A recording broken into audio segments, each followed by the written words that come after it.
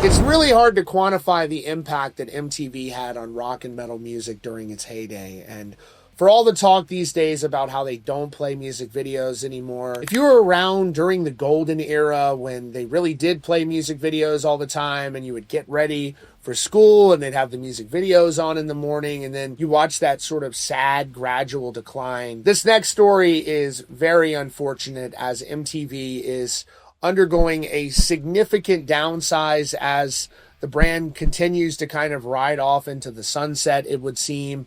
Things get smaller and smaller every year, unfortunately, and now essentially MTV is more of a reality TV network, and I don't really fault them for that.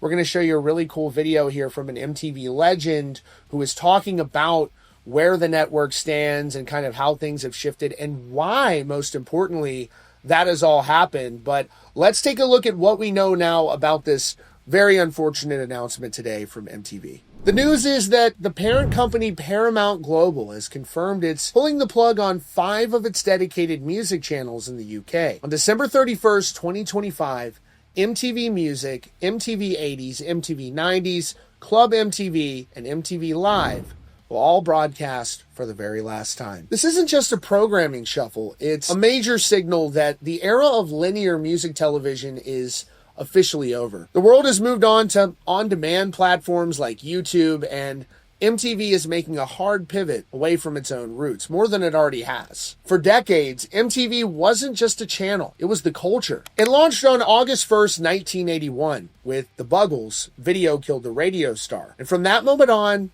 it became the visual heartbeat for an entire generation of music. It gave us the iconic Headbangers Ball, the legendary MTV Unplugged sessions, the chaos of TRL, and of course, so many unforgettable moments at the Video Music Awards. MTV turned many musicians into global icons and shaped the way we saw and heard our favorite bands. It wasn't just music, it was an event. So why is it ending?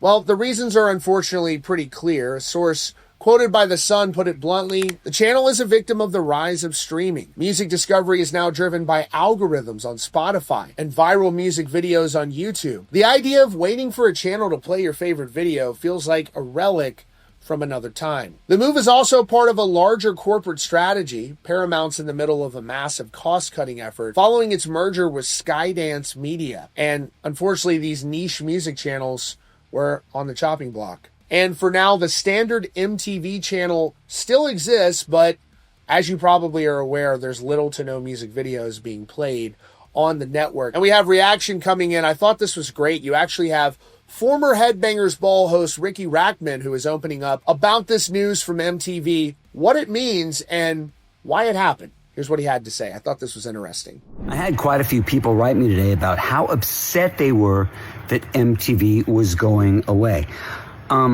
First of all, MTV is going off the air in the UK, but will it happen in America? Yeah, obviously, pretty soon it will. And for those of you that are upset that MTV is going away, I didn't even know that there still was MTV. How many of us have even watched MTV in the last 30 years? If you're wondering what it was that killed MTV, you could say the reality shows. I don't think it was the reality shows. I mean, I was on a couple. I was on Daisy of Love and Charm School and the Rock of Love reunions, and I had a great time, but I don't think that's what killed MTV. What I believe killed MTV was YouTube. I mean, let's say you want to see a video from Megadeth.